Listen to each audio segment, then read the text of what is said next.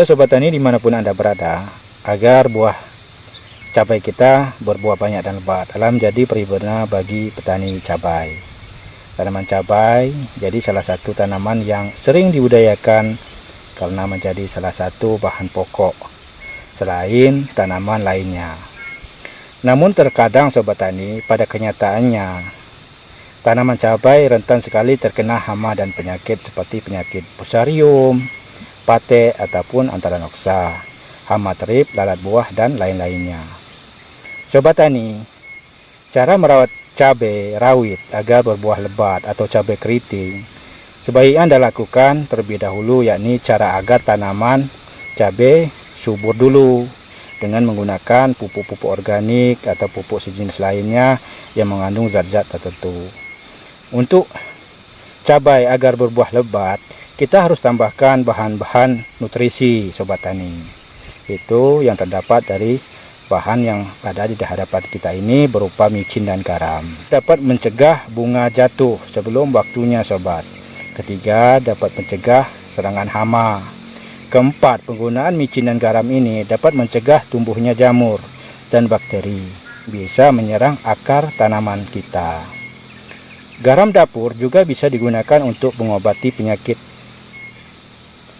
pada tanaman seperti bercak-bercak daun kuning, hama kutu kebul, dan juga sementara untuk micin untuk zat tanaman hingga tanaman cabai kita dari tadinya keras menjadi agak lebih lembek. Namun dalam penggunaan micin ini Sobat Tani, kita harus paham dulu.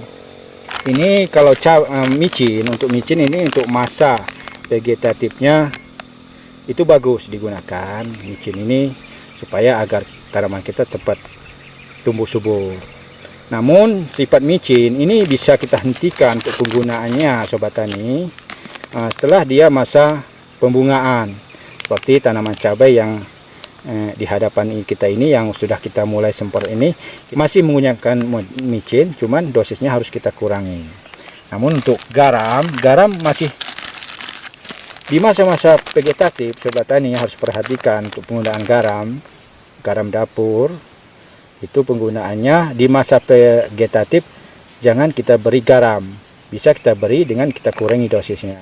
Jadi kebanyakan garam juga kurang bagus di tanaman kita di masa vegetatif. Namun bagusnya garam ini kita pakai di masa pembuahan, karena sifat garam adalah bisa dia mematangkan buah dan melebatkan buah. Tapi dua produk ini harus seimbang kita pakai. Kalau yang garam bisa kita tinggikan dosisnya di masa dia berbungaan dan buah. Kalau dia micin Sobat Tani, dia banyakin dosisnya di masa vegetatif. Kita kurangi garamnya Sobat Tani. Mungkin Sobat Tani sekalian cukup paham dengan penjelasan kita ini, karena mengingat dari kolom komentar Sobat Tani banyak yang belum paham dari penggunaan micin ini. Baik Sobat Tani, kalau memang Sobat Tani sekalian belum paham juga dengan penjelasan kita, nah, tolong tuliskan di kolom komentar di video bawah ini. Untuk selanjutnya mari kita simak untuk cara perhatikannya. Baiklah Sobat Tani dimanapun Anda berada, ini kita saatnya untuk menggunakan aplikasi micin dan garam di hadapan kita ini Sobat Tani. Ini karena yang kita aplikasikan ini pada sore hari, karena bagus sekali kita aplikasikan pada sore hari. Ini tanaman cabai kita sudah masa generatif atau masa buahan, hampir mulai panen. Jadi untuk penggunaan micin ini kita kurangin. Untuk bandingan per 16 liter Sobat Tani cukup kita beri dia 1 sendok makan, dan untuk garamnya kita tambah karena dia masa generatif, kita tambah menjadi 2 dosis atau 2 sendok makan Sobat Tani. Mari untuk simak untuk cara kasihkannya. Ini kita curahkan dulu seukuran 1 sendok makan micin dalam ukuran 16 liter. Ya, sudah cukup.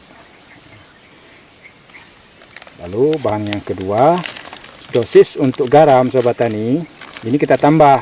Yang tadinya masa vegetatif dia 1 sendok per 16 liter, sekarang kita tambah menjadi 2 sendok makan.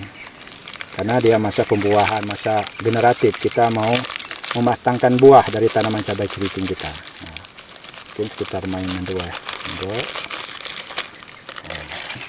Lalu kita wadahkan dan kita aduk-aduk.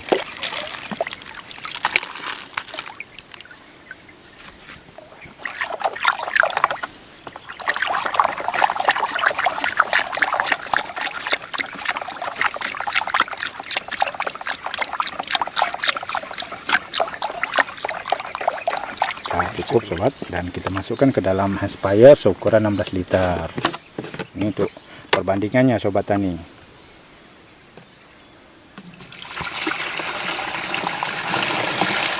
Jadi ingat sobat tani, kalau untuk masa vegetatif itu cuma 1 sendok makan micinnya sobat tani per 16 liter air.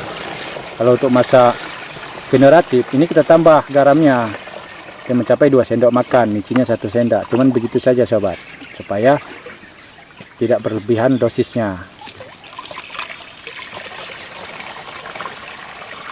Nah, udah cukup, kita tutup sobat.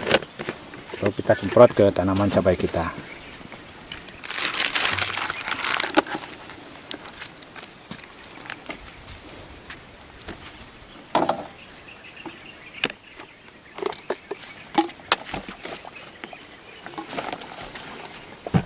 Ini bagusnya sobat, kita melakukan penyemprotan ke tanaman cabai kita di waktu sore hari sobat.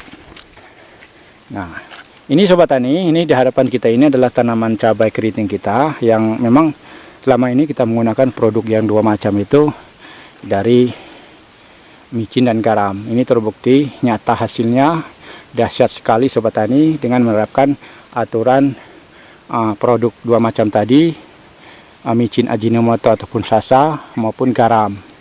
Ini akan kita spray supaya lebih rata matangnya. Kita tambah dosisnya garamnya tadi. Oke, ikuti kami untuk nyemprotnya sobat.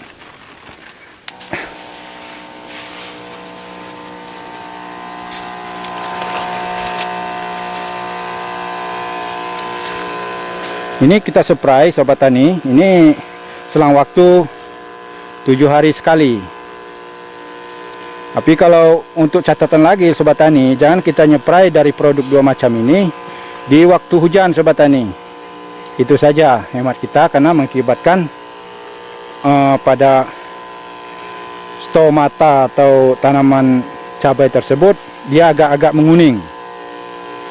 Karena pengaruh dari garam, karena air hujan itu unsur garamnya sudah banyak, jadi nggak perlu kali tambahan. Ini cocoknya dilakukan pas musim panas, produk garam dan micin ini sobat.